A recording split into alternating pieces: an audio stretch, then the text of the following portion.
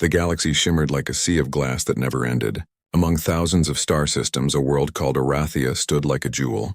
It was the home of the Ver Dominion, a powerful and elegant civilization whose people walked with grace and spoke with voices that sounded like music. Their cities floated above clouds, their starships were built from crystal alloys, and their rulers believed they had already reached the top of all wisdom in the known universe.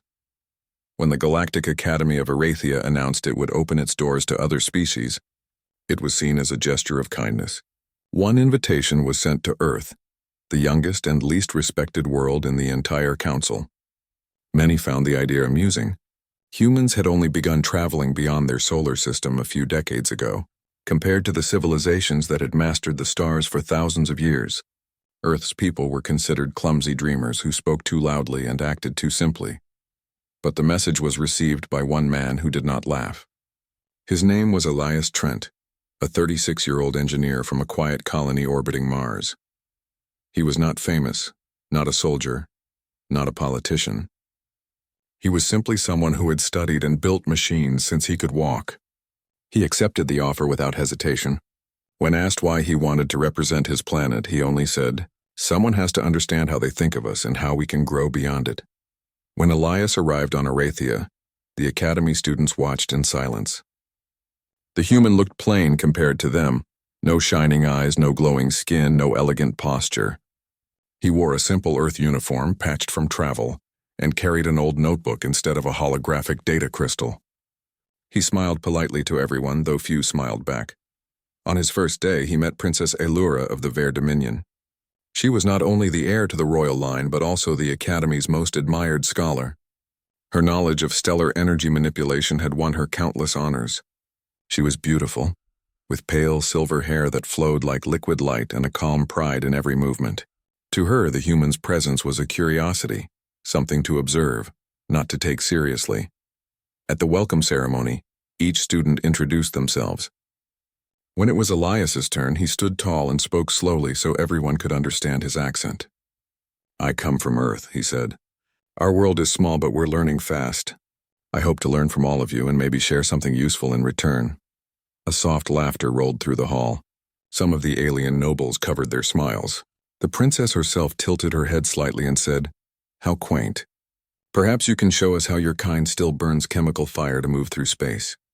The crowd chuckled. Elias said nothing. He simply nodded once and sat down. His silence made them laugh harder. In the months that followed, Elias worked quietly. He attended every lecture, completed every experiment, and often stayed after class to clean the lab. He did not argue, did not challenge anyone, and never reacted to the jokes about his species. When the others mocked human tools or laughed at the clumsy shape of human hands, he only listened with calm eyes. But when no one was around, he would spend hours in the old library below the academy. The place was dusty and forgotten, filled with data cubes that no one used anymore. He searched through ancient engineering records from long-dead civilizations and old Earth blueprints stored in the Galactic Archive. His notes grew thicker every week. Princess Elura sometimes saw him there. Once she asked why he wasted so much time on outdated studies. Elias simply said, "Because old ideas hold the roots of new ones." She smiled politely, but thought he was naive. Years passed. The Academy crowned new graduates, celebrated new theories, and built new engines for the Dominion's royal fleet. Elias finished his studies quietly, received no honors, and was rarely mentioned in the Academy's records. When he left, most students didn't even notice. Elura barely remembered his face. But in his last month on Arathia, an unusual thing happened. During a public debate about interspecies cooperation, Elias was invited to speak. The topic was about whether humans had anything of value to contribute to the galactic community. Many laughed as the question was read aloud. When Elias walked up to the center, the princess herself sat among the judges. She crossed her arms gracefully and said, "Mr. Trent, tell us, what does your world offer that we do not already have?" The human stood silently for a moment. His hands were calm at his sides. When he finally spoke, his voice was quiet. "You have light," he said. "But sometimes light blinds. Humanity has walked through the dark for most of its history. We've built our strength not from perfection, but from the struggle to survive it. Maybe that's what we bring. The ability to keep going when everything says we shouldn't. There was silence. Some students looked thoughtful, others confused. But one of the younger nobles whispered, "He's poetic for a primitive." The room laughed again. The princess only smiled thinly. "A beautiful sentiment," she said. "But words without proof are air." Elias nodded once more and returned to his seat. That was the last time he spoke publicly on Arathia. He returned to Earth quietly and faded into obscurity. The records listed him as an independent engineer, working on off-grid research near Jupiter's moons. Few people ever contacted him. The galaxy continued to evolve without noticing the human who once stood in its brightest academy. 27 years passed. Princess Allura became queen of the Vare Dominion, ruling with wisdom and grace. Her empire expanded to new systems. She guided peace treaties and oversaw a fleet larger than any before. The Dominion thrived, confident in its perfection. Yet one night, as her fleet traveled through an uncharted corridor of space near the edge of the Veil Nebula, something went wrong. An energy storm, unknown and unpredictable, spread across the void like a living ocean. It disrupted all communication, disabled warp drives, and bent gravity itself. Ships vanished into the glowing fog without a trace. No one had ever seen such a phenomenon. The royal fleet was caught in its center. Engines failed, power flickered, and panic spread through the command ships. Scientists tried to analyze the distortion, but their instruments melted from overload. Even Allura, calm as ever, could feel fear tighten her chest. Her people looked to her for answers, but even she could not explain what was happening. As the storm grew stronger, the fleet prepared to send distress signals, though they doubted anyone could hear them. That was when a single signal appeared on the radar. It was faint but steady, coming from outside the storm, slowly moving toward them. "Unknown vessel approaching," the officer announced. "No Dominion signature, it's human in origin." The Queen's eyes widened. "Impossible," she said softly. "Earth has no ships capable of traveling this far." But the ship was real. It broke through the storm like a shadow through fog. Its hull gleamed with an unfamiliar alloy, neither Dominion crystal nor Terran steel. The ship was small compared to the royal cruisers, yet it moved with purpose. On its side was a symbol, a blue and white circle with a simple design of a sunrise over Earth's horizon. The communication line crackled to life. A calm voice came through. "Arathian fleet," it said. "This is Elias Trent. Hold your position." "I can stabilize your field," the Queen froze. The name struck her memory like lightning. She leaned forward, whispering to herself, "Elias Trent, the human." The officers exchanged uncertain glances. "Ma'am," one said, "that's impossible." He would be over 60 now. The Queen did not answer. She watched the screens as the small vessel began projecting waves of harmonic energy across the storm. The readings showed an impossible pattern, something that countered the distortion itself. Elias's voice returned, calm and steady. "I've been studying these anomalies for 20 years. You're inside a dimensional overlap. If we synchronize your engines to my signal, I can guide you out safely." The Dominion engineers scrambled to follow his instructions. Within minutes, the reading stabilized. The ship stopped shaking. The glowing storm around them began to calm. One by one, the royal vessels powered back online. The Queen watched silently as the man she once mocked guided her people out of danger. His ship moved like a conductor leading an orchestra, each pulse of light bringing harmony to the chaos. When the fleet finally emerged into clear space, the officers erupted with relief. Cheers filled the command deck. But Allura said nothing. Her eyes stayed fixed on the small human ship that now drifted quietly before them. "Open a channel," she said. The image of Elias appeared on the hollow screen. His face was older, lined with years, but his eyes were calm and gentle. Behind him glowed the faint blue light of his ship's reactor. "Elias Trent," the Queen said slowly. "After all this time, why are you here?" He smiled faintly. "Because you were in trouble. You saved us," she said. "But why help a people who laughed at you?" Elias looked thoughtful for a moment. Then he said quietly, "Because it wasn't about me. It's about what we can be when we stop laughing at each other." The words hung in the air. The Queen lowered her head slightly, her voice trembling. "I misjudged you, Elias Trent. I thought silence meant weakness." He smiled again. "Sometimes silence means we're still listening." Before she could reply, the ship's systems pulsed brighter.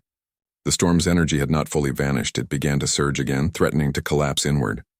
Elias turned away, adjusting his controls. "I'll hold the field from my end," he said. "You lead your fleet away. Don't look back." The silence after Elias's ship vanished felt heavier than any storm. The royal fleet drifted among the stars, their systems fully stable again, but no one could bring themselves to speak. Queen Aelura stood at the window of her command deck, watching the space where his ship had disappeared. The last echo of his transmission still played in her memory. Don't look back. But she couldn't stop herself from doing exactly that. Her officers waited for orders, unsure what to say. Finally, she whispered, "Plot a course home." Her voice was calm, but her heart felt like it was carrying the weight of 1,000 unsaid words. As the ships turned and began their long journey back to Arathia, she remained alone at the viewport, staring into the void that had swallowed the man she once mocked. Days later, the news spread across the Dominion. The royal fleet had been saved by a human ship that no one had ever heard of before. The data logs showed undeniable proof: energy patterns, communications, and harmonic readings, all signed by Elias Trent's ship, Soul's Whisper. Scientists examined his methods and could not explain how a single, human vessel had stabilized an anomaly that had destroyed dozens of advanced probes in the past. When the Queen gave her report before the Galactic Council, she spoke simply. "We owe our lives to the man humanity once sent to learn from us." "It turns out we were the ones meant to learn from him," the words echoed across the chamber. Delegates from hundreds of worlds stared in silence. Some lowered their eyes in shame. The humans present were few, but for the first time in history, every one of them stood a little taller. Back on Earth, people began searching for Elias Trent's records. Reporters traveled to the colonies and old engineering posts where he had once worked. They found notebooks filled with strange formulas, diagrams of unknown engines, and letters written to no one in particular. Every line spoke about patience, understanding, and the importance of quiet progress. One line stood out among them.